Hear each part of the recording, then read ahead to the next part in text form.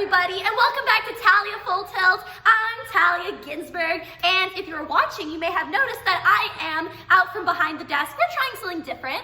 We're seeing how it goes. Maybe the desk is too much. It's a little risky, you know, there may be some flashing, and so I'm gonna be cognizant to prevent that, although viewership may increase. So we'll see. We'll put that on the back burner for now. We'll circle back. But yeah, I'm doing well. How are you? You can't answer. This is a video. I feel like I've been a social butterfly lately. It's funny because they say that when you're in a relationship, typically people start to go out less, but I found that it's quite the opposite for me. I am naturally social regardless. So, you know, single Talya was definitely socializing, but I'm never shy or too awkward to go to things or have experiences if I have no one to accompany me. Like, one of my greatest joys is I put in some music and just walk around mall for hours by myself. I absolutely love doing that, but there are certain things that I wouldn't do alone. As an example, we went mini golfing recently. I would never mini golf by myself. I'd never mini golf with a friend.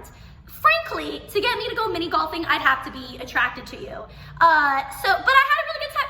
You know, okay, this a little off topic, but may I just sit here and defend the simple first date? Again, kind of off topic, but it's nowadays, I feel like I hear people going on that go, oh, he put so much thought into the first date, or oh, it was so creative.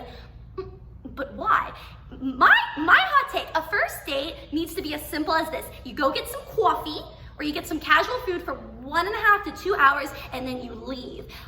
Fair enough. Imagine you want something that's a little more experience driven, then okay, then something like mini golf or bowling, I think that's okay too, because you're still gonna be primarily talking. But if, you know, maybe you're a little nervous, you have that little 30 seconds like to think to yourself, maybe, you know, catch a breath or whatever. So that's okay. But this creativity business, like, go to Starbucks. You don't need to go to Circus Soleil.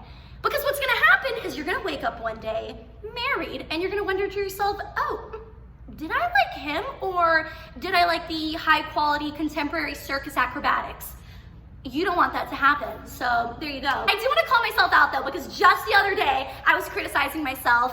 I'm in a happy, healthy relationship, and suddenly I am the most pretentious person in the world. I've been giving out so much unsolicited dating advice, as if, you know, not that long ago I was being a messy girl. But, you know, the thing is, I do think I'm pretty qualified. I have been on many dates in my 24 years of life, almost 24 and a half years of life. I will say this, and this is some advice that I don't know if it's advice, but this is a theory, a belief of mine that, and I apologize, because if you know me, you've definitely heard me talk about this to no end because I'm passionate, but I'm a big believer in dating with no agenda.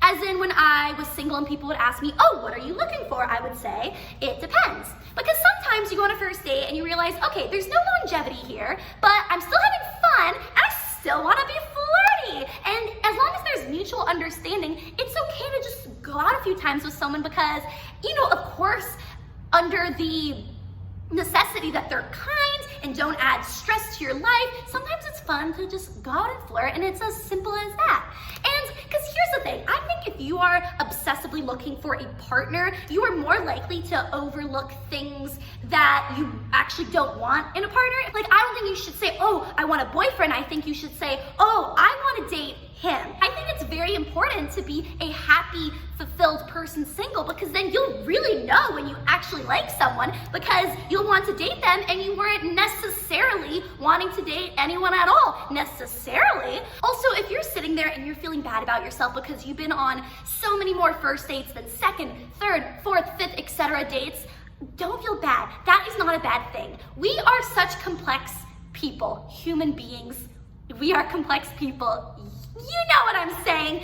It's unrealistic if every single time you go on a first date, you're like, oh my gosh, he's perfect. He's probably not. You're probably not being very honest with yourself. And the great news is we no longer live in the 1400s. You do not have to date one of the 5 human beings you know. There are so many people, and it's important, I think, I mean, hey, everyone has their own thing. I think it's really good to date a lot of people so that you start to learn, oh, what do I actually like in a person? The other piece of advice, and this is so commonly said, but I think it is just really true, is if he wanted to, he would. If Friday morning rolls around and you're wondering, why has he still not made plans with me for the weekend?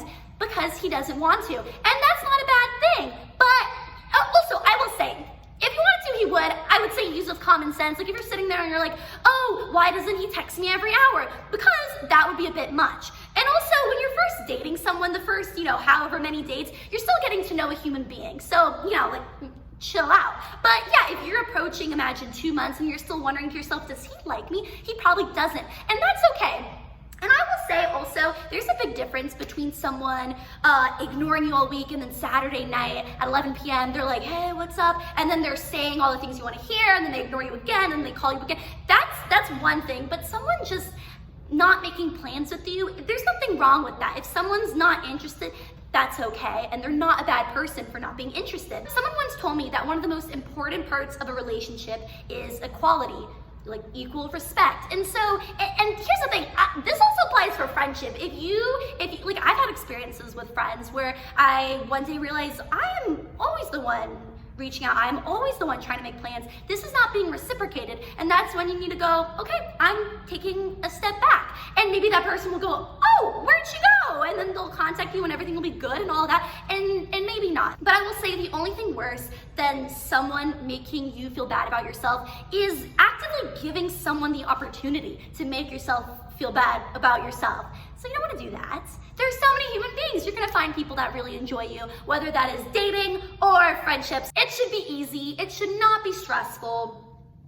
Anyway, I'll get off my high horse now, but it is just so high. I might need a ladder to help me get down from here. But this has been fun. Some advice that you didn't ask for, but there you go. And I hope you have a great day, and I'll see you next time. Bye, everybody.